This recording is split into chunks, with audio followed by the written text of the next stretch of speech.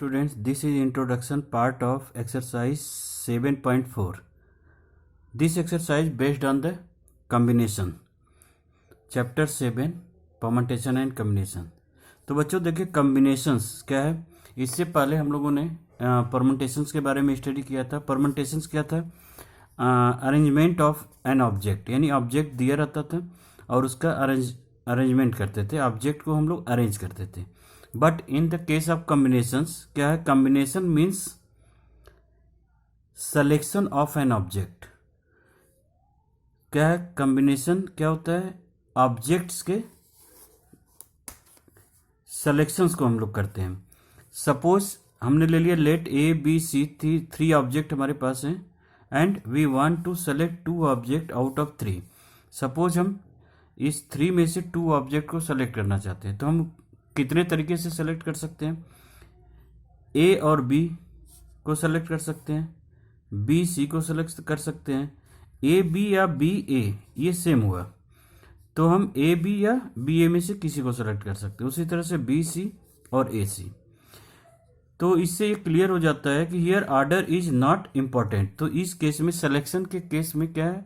Order का कोई भी इंपॉर्टेंस नहीं होता है. एंड अब आता है suppose two object out of three object. अब क्या करेंगे? Suppose we select the two object, we select the two object out of three object and arrange it. ये थ्री ऑब्जेक्ट दिया हुआ है, इसमें से टू ऑब्जेक्ट को अगर हम सेलेक्ट करते हैं और उसको फिर अरेंज करते हैं, तो देखिए अगर ये थ्री ऑब्जेक्ट दिया हुआ है और इसको अरेंज करना है, तो ये अरेंज कितने तरीके से हो सकते हैं? Factorial three ways. बट अगर टू ऑब्जेक्ट का सिलेक्शन हम करते हैं एंड देन अरेंज इट, तो नंबर ऑफ वेज हमारे क्या हो जाएंगे?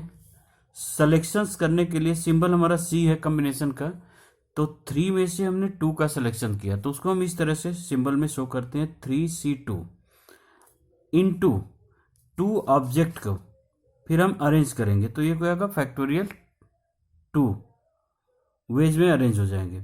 और this will be equal to 3P2, और ये क्या होगा? 3P2 के इक्वल होगा.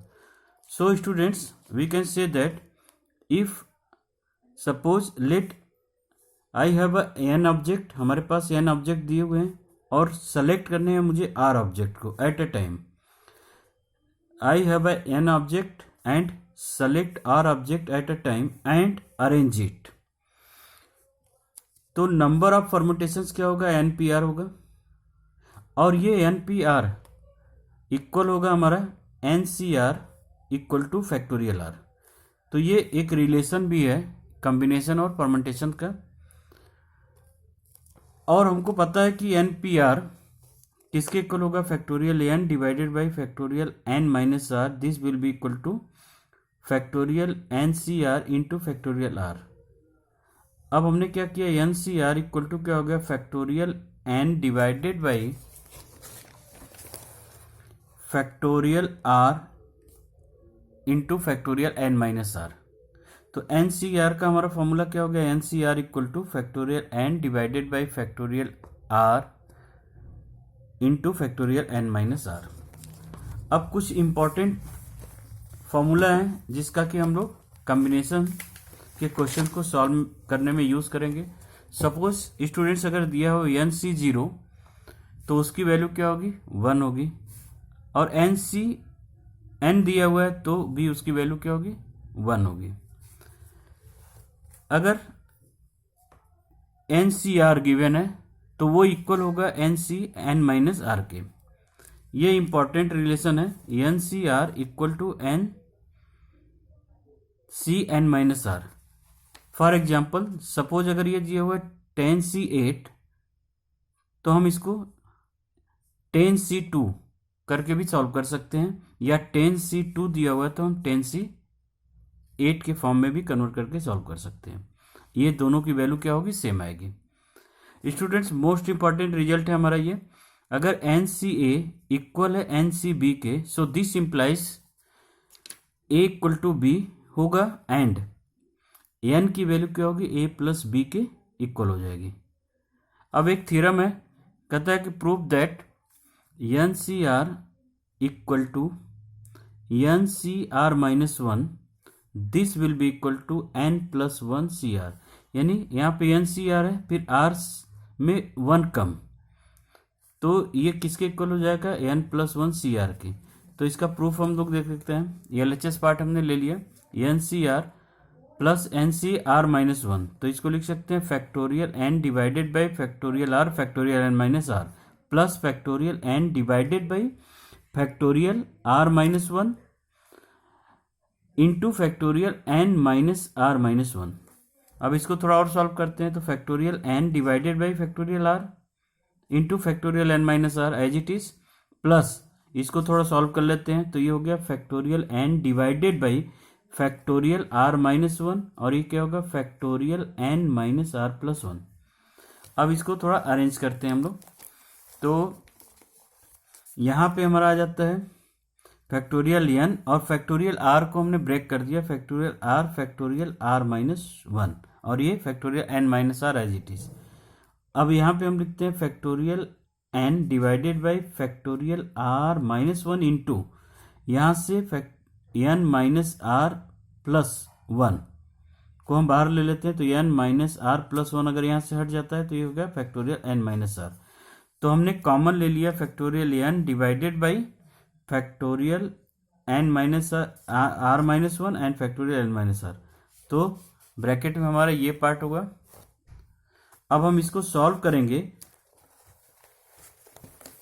तो ये हमारा रिजल्ट आएगा क्या, n plus one divided by factorial r factorial n minus r. क्यों कि देखिए r factorial r minus one into r, factorial r minus one into r, ये होगा फैक्टोरियल आर के, factorial n minus r into n minus r plus one, ये हो गया factorial n minus r plus one, और n factorial n into n plus one, ये हो गया फैक्टोरियल एन प्लस वन। तो this will be equal to factorial n plus one C are.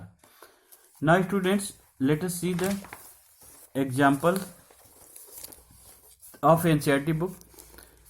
तो NCERT book का एग्जाम्पल 17 दिया हुआ है कि if n C 9 equal to n C 8 find n C 17, n C 17 की वैल्यू हमको find out करना है। तो देखिए हम लोगों ने फॉर्मूला में रीड किया है कि n C a equal to n C b है, so this will be equal to n equal to क्या होगा ए प्लस बी। तो हम यहाँ पे एन की वैल्यू फाइंड आउट कर लें, एन इक्वल टू 9 प्लस 8 17 हो गया, तो एन सी 17 इक्वल टू, अब एन के प्लेस में हमने क्या लिख दिया 17 सी 17, इसको सॉल्व कर लिया, factorial 17 divided by factorial 17 factorial 17 minus 17, तो factorial 17 divided by factorial 17 and factorial 0, ये इक्वल हो गया 1 के।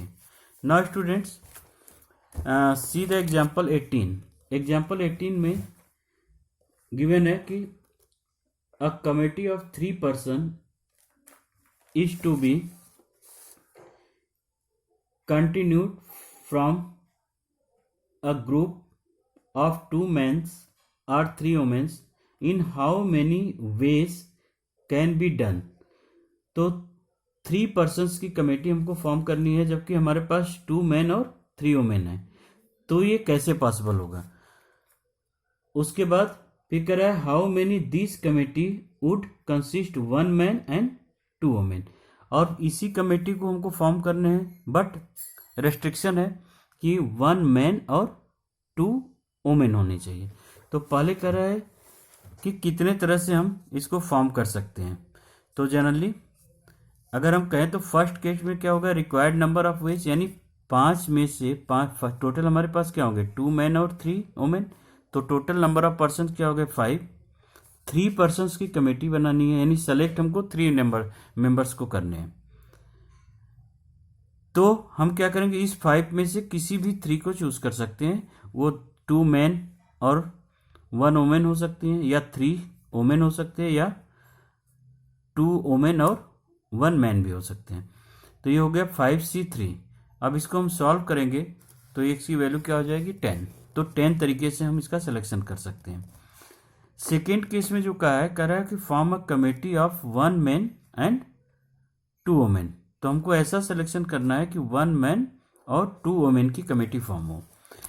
तो this can be done by this way, 2C1 into 3C2, यानी 2 मैन में से 1 मैन को चूज करना एंड 3 वुमेन में से 2 वुमेन को चूज करना। इसको फिर हम लोग सॉल्व करेंगे तो आंसर क्या होगा, 6 होगा।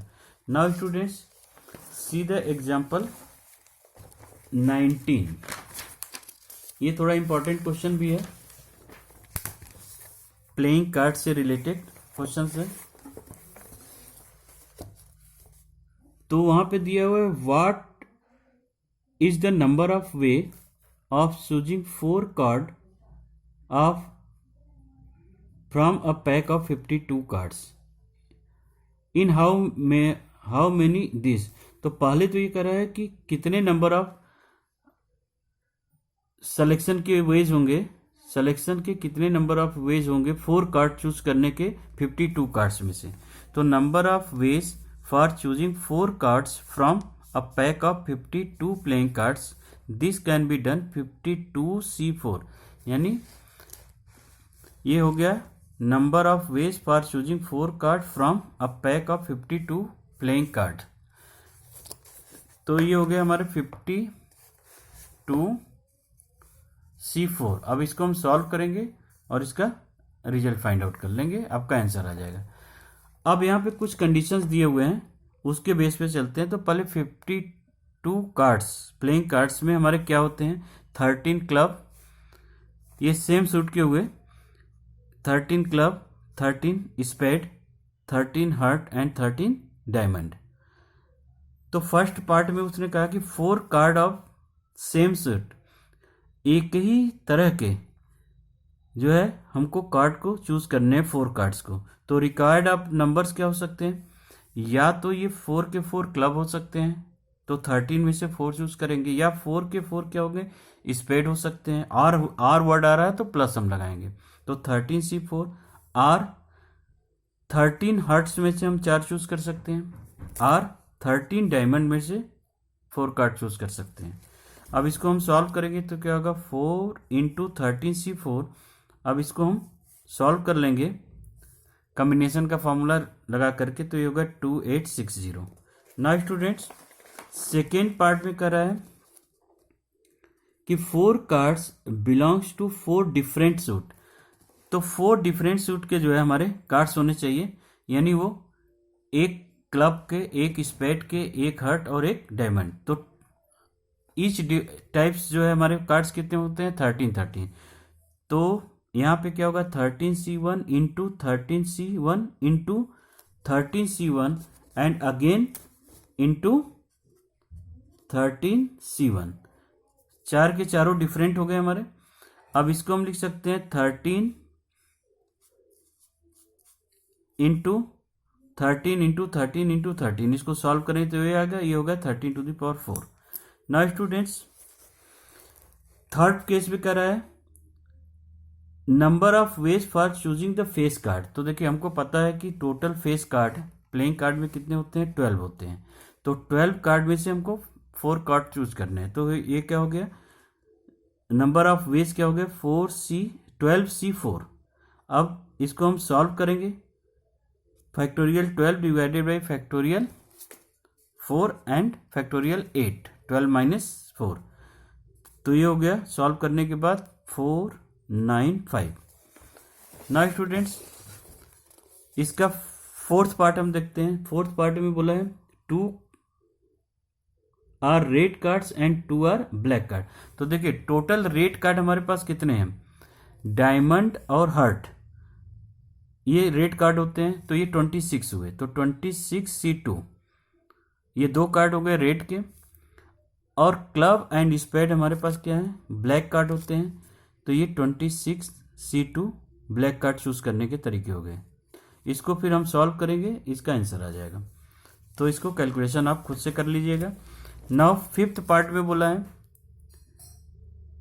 Cards are the same colour, same colour के कार्ड, यानी या तो वो ब्लैक कलर के हो या तो जो है रेड कलर का। तो ब्लैक कलर के कार्ड चूज करने के तरीके कितने हो जाएंगे, 26C4 आर, या तो ये आएगा या प्लस 26C4, या तो ब्लैक कार्ड आएगा या तो रेड कार्ड आएगा।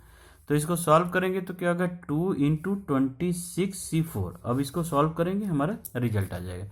So students, now let us proceed the exercise 7.4।